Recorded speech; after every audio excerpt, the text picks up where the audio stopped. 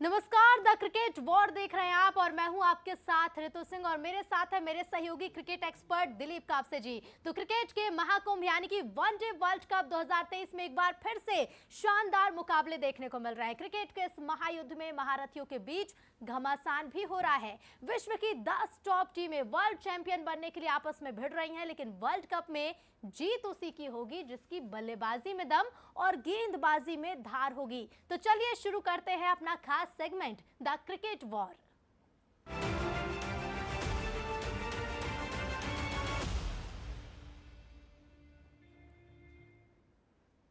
World cup 2023 में मंगलवार को कोलकाता के ईडन गार्डन्स में बांग्लादेश और पाकिस्तान के बीच अहम मुकाबला हुआ। पाकिस्तान ने शानदार अंदाज में जीत दर्ज करते हुए अपने सेमीफाइनल की उम्मीदें बरकरार रखी हैं। बांग्लादेश ने पाकिस्तान को 205 रनों का टारगेट दिया था और इसके जवाब में बाबर ब्रिगेड ने 32.3 ओवर्स में ही ये मुकाबला जीत लिया। इस हार के साथ ही बांग्लादेश पूरी तरह से सेमीफाइनल की रेस से बाहर है। इस मैच के लिए पाकिस्तानी टीम में 3 बदलाव हुए थे। इमाम उल हक, शादाब खान और मोहम्मद नवाज को बाहर किया गया, तो वहीं उनकी जगह पर फखर जमान, सलमान अली आगा और उसामा मीर को वापस लाया गया। तो पाकिस्तान अभी भी सेमीफाइनल की रेस में है, लेकिन बांग्लादेश इस रेस से बाहर हो चुका है। बांग्लादेश की टीम की सारी उम्मीदें फिलहाल टूट चुकी हैं। मैच की पारी की हाइलाइट्स क्या रही, ग्राफिक्स के जरिए आप देख सकते हैं।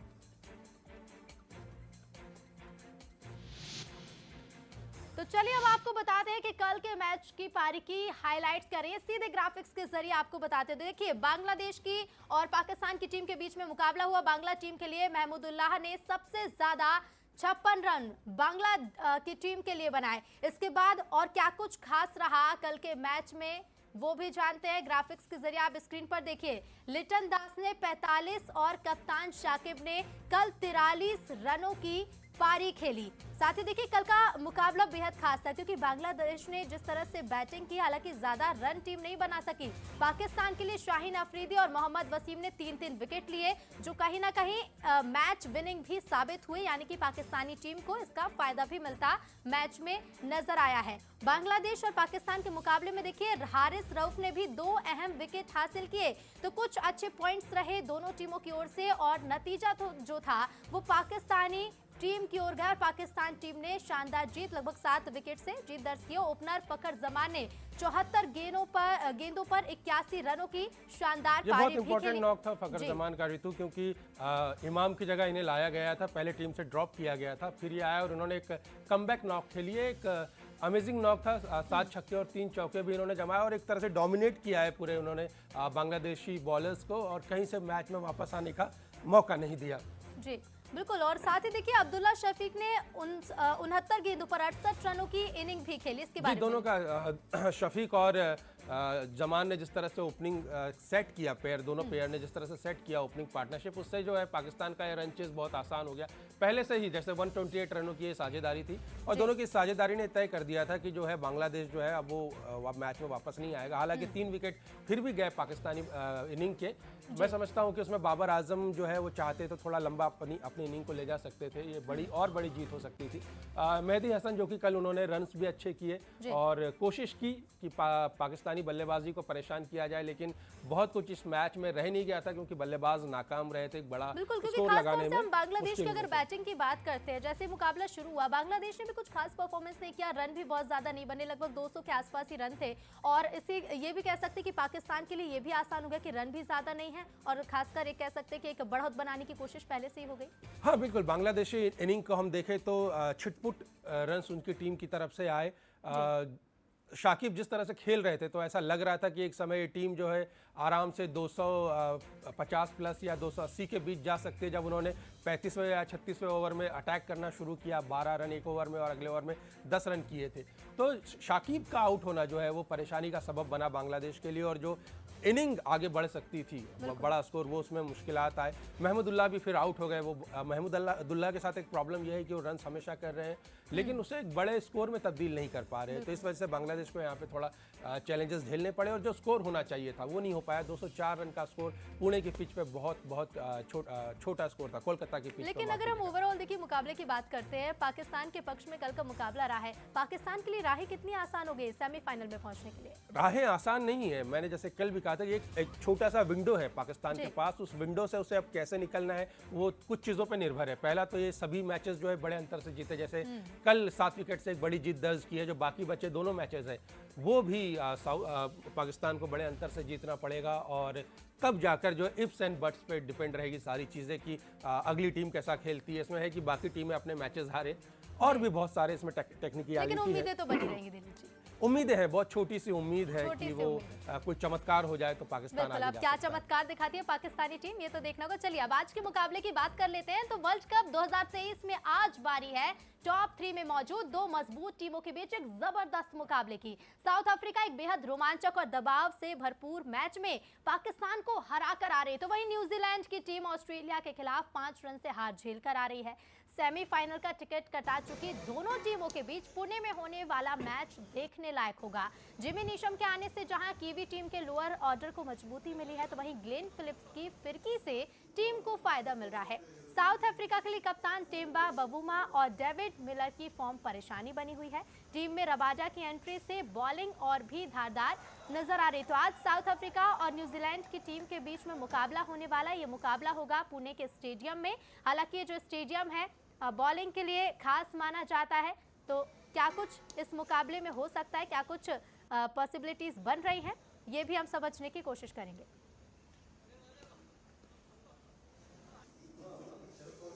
तो चलिए पिच के बारे में कुछ रिपोर्ट भी आपको बताते हैं।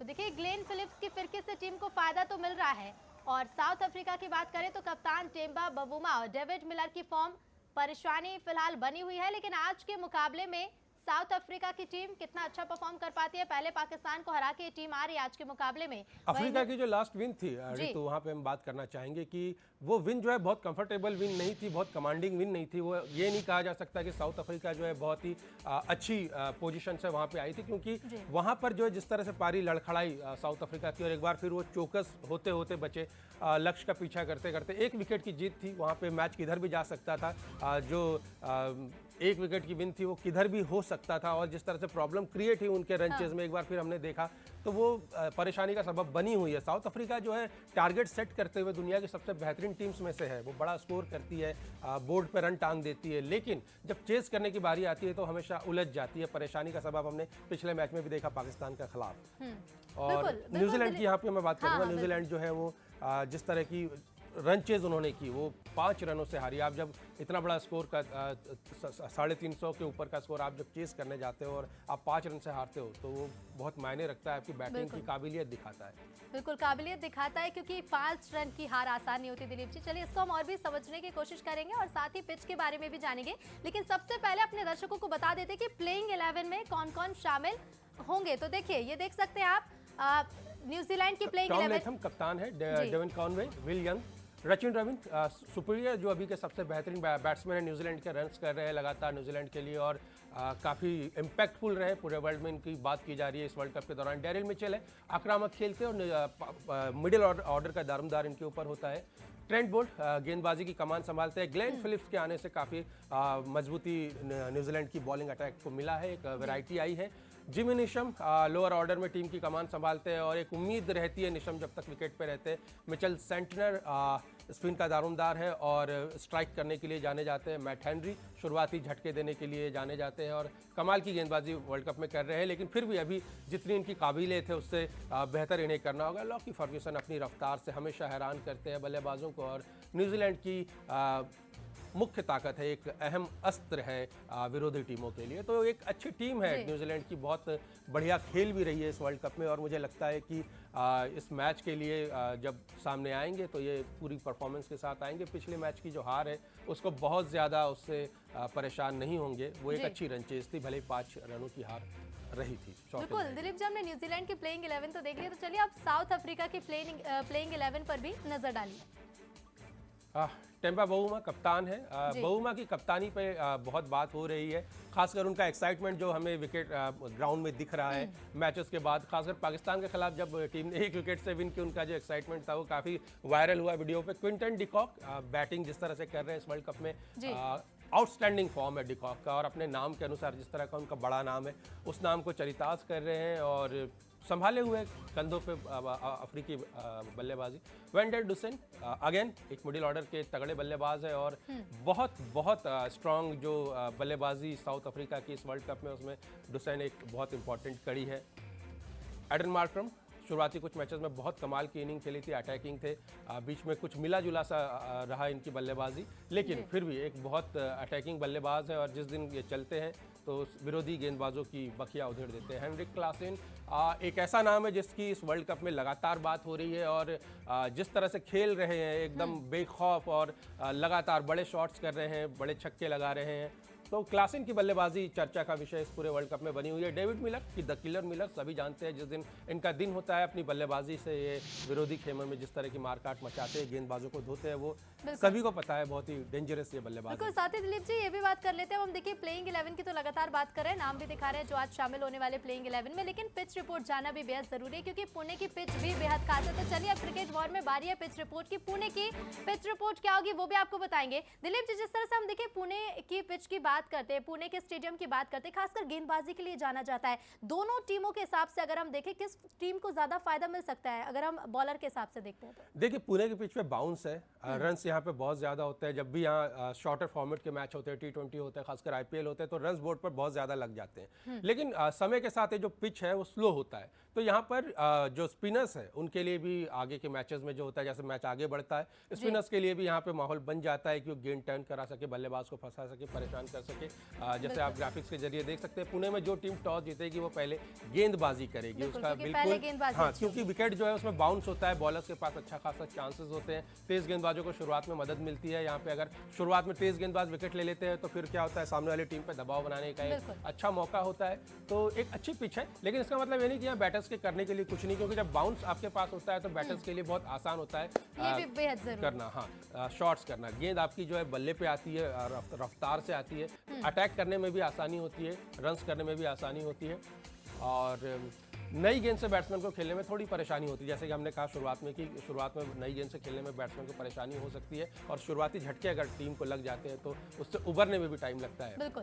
तो ये एक अच्छी पिच है, यहाँ पे मिला जुला मुझे लगता है मैच देखने को मिलेगा। दोनों जैसे गेंद रुक कर आती है, बल्ले पर आने लगती है, तब जो है जैसे जैसे मैच बढ़ता है स्पिनर्स को यहाँ पर फायदा मिलेगा। तो ये बहुत अच्छी पिच है, यहाँ पे दोनों क्रिकेट बैटर्स और बॉलर्स दोनों के लिए काफी कुछ है। बिल्कुल काफी कुछ है, लेकिन देखिए न्यूजीलैंड वर्सेस साउथ अफ्रीका में अभी तक क्या कुछ हुआ है वो भी जानते हैं। कुल वनडे अब तक 71 मैच है, इन दोनों टीमों के बीच में 71 मैच हो चुके हैं। इसके साथ ही देखिए न्यूजीलैंड और साउथ अफ्रीका की आपको बता दें 71 बार अब तक आमने सामने वनडे मैच में भिड़ चुकी हैं। साउथ अफ्रीका ने 71 में से 41 मैच अपने नाम पर की, यानी कि 41 बार जब हुआ जब साउथ अफ्रीका वनडे मैच में न्यूजीलैंड से जीत हासिल की।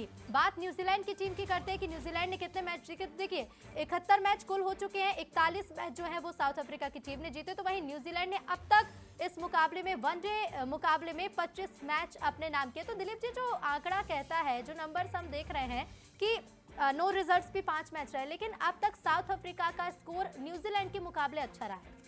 बिल्कुल, साउथ अफ्रीका न्यूजीलैंड के अगेंस्ट आंकड़ों में देखें तो बेशक 41 बार जीती है, न्यूजीलैंड 25 बार ही जीत पाई है, लेकिन ये सारे जो 71 मुकाबले हुए हैं, मुझे नहीं लगता कि दुनिया में कोई और दो टीमें हुई हैं जिनके बीच इतनी क्लोज फाइट्स हमेशा देखने के लिए मिली है। न्यूजीलैंड और साउथ अफ्रीका के बीच चाहे वो बायलिटरल सीरीज हो या किसी मल्टीनेशनल टूर्नामेंट में मिले या ICC इवेंट्स में मिले, वो कहीं पर भी मिले, उनके बीच क्रिकेट का असली मजा देखने को मिलता है, क्योंकि दोनों बहुत जुझारू टीमें हैं। फील्डिंग उनकी बहुत आला दर्जे की है, उनके पास गेंदबाजी यूनिट बहुत टक्कर की होती है, बल्लेबाज उनके पास बड़े कमाल के होते हैं, और जब दोनों टीमें सामने आती है तो वो उस मैच का मज़ा ही कुछ अलग होता है। तो ये 41 विन साउथ अफ्रीका के पास भले ही ज़्यादा हो, लेकिन वो बहुत बड़े मार्जिन की विन नहीं है, वो मैचेस बहुत अंतर से साउथ अफ्रीका ने और ये नहीं इसलिए जीते। भी हम कह सकते हैं दिलीप जी क्योंकि दोनों ही टीमें टॉप 3 में हैं और दोनों ही ये टॉप 3 बिल्कुल, की इस वर्ल्ड टीमें कप में दोनों टॉप 3 में है और जी। भारत के साथ साथ खिताब के दावेदार है। तो दर्शकों को मुझे लगता है कि इस मैच में पूरा मजा आएगा और वो एंजॉय करेंगे जिस तरह से ये मैच होगा। बिल्कुल, क्योंकि कांटे की देखिए टक्कर होने वाली है और इस टक्कर में मुकाबला किसके नाम पर होगा ये देखते रहिए, बने रहिए बंसल न्यूज के साथ।